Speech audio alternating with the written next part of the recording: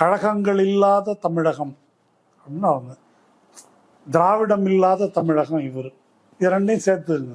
இதுதான் பிஜேபிக்கும் சீமானுக்கும் இடையிலான உறவு. அந்த அடிப்படையில் தான் பேசுகிறார். அவர் அதை பேசவும் போகிறதில்லை, அது அவருடைய அஜெண்டாலையும் கிடையாது.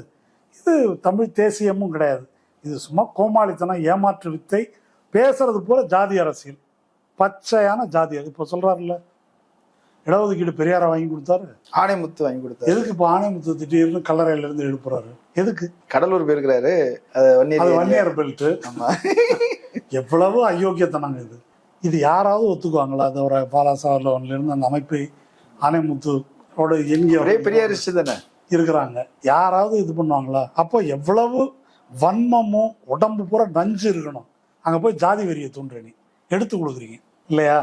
அப்போ இதுதான் பிஜேபி இதே பாலிடிக்ஸ் தானங்க பண்ணுது. பிஜேபி இதே பாலிடிக்ஸ் தான் பண்ணுது.